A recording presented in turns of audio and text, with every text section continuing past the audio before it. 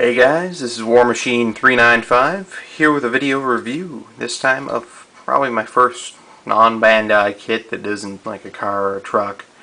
Car, truck, plane, train, other things. Anyway, so this is the Kotobukiya Frame Arms Stylet. I've modified and recolored mine rather substantially, I hope. Anyway, so this is what it was. This is supposed to be what it is out of the box.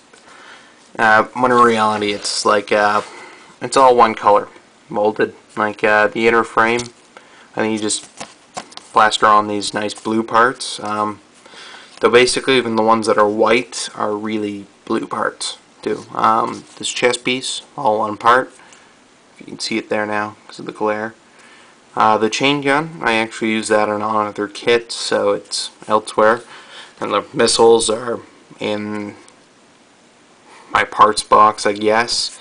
And we'll flip over here so you can see the manual on the back. It's actually rather nice. The paper quality feels like cheap, but it's like still nice. Right, so I wasn't a big fan of the booster on the back, so I tore that off and swapped it out for the, what is it? It's a samurai sword. You can kind of see it sticking out there.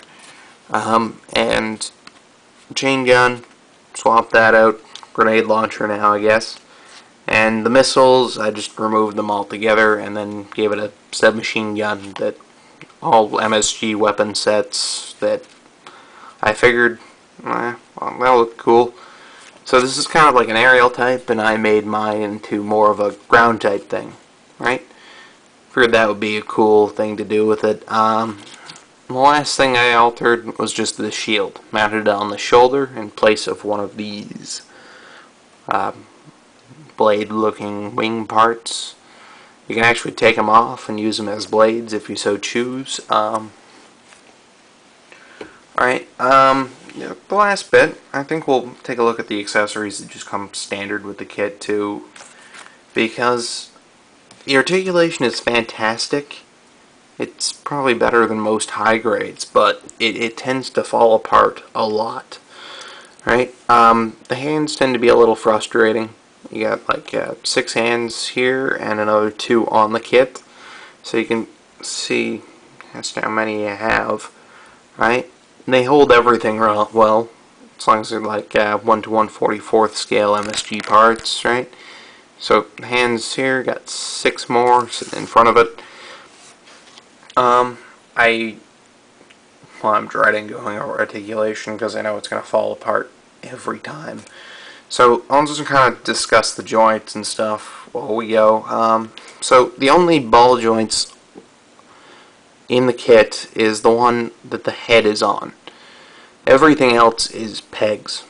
That's it, right?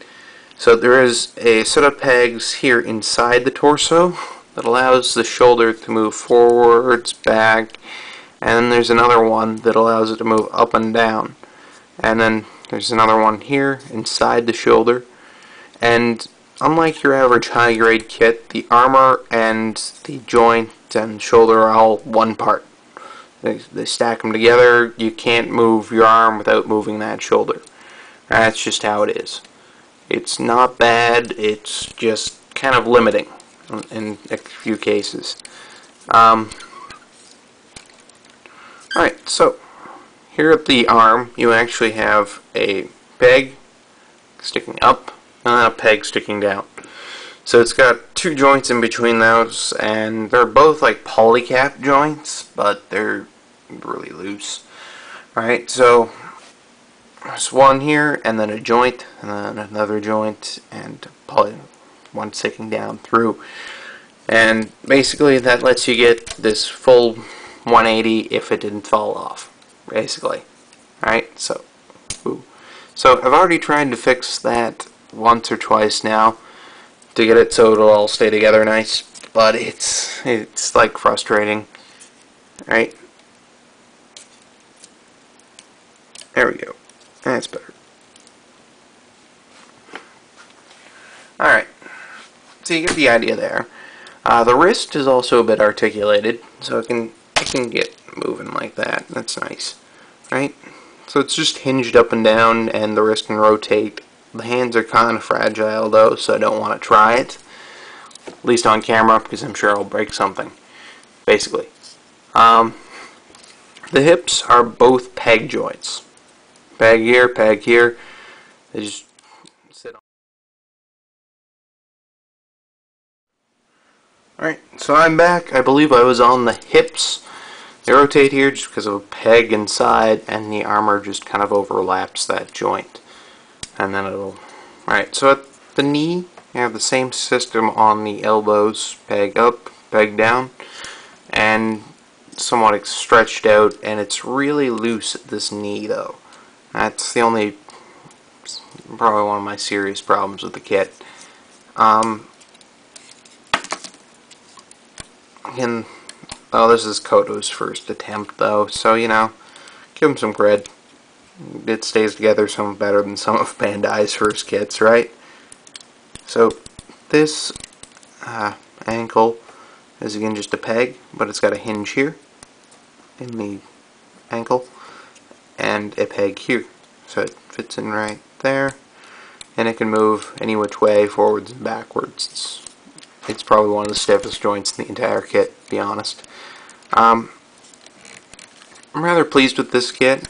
It was, I don't know, it's good for what it is. It's cheap. It's Koto's first attempt, so you know, I thoroughly enjoyed building it. And like I said, really easy to mod. So I feel like I should make a size comparison, because apparently this guy is 1 to 100, but he uses 1 to 1/44 scale weapons. I don't know why. So I'll put him next to my latest custom, Gelgoog here. You can see that the Gelgoog is pretty much below shoulder height. So by universal century standards, the frame arms in 1 to 100 is really short. And I guess I'll be back. Alright, so you can see that if I were to compare it to a 1 to 100 master grade kit, the frame arms would be quite a bit shorter. I don't know, I'm feeling this kit is really closer to 1 to 1/44 scale than 1 to 100. It just doesn't look right in 1 to 100. Anyway, I guess that's it for this review, and thanks for watching, guys.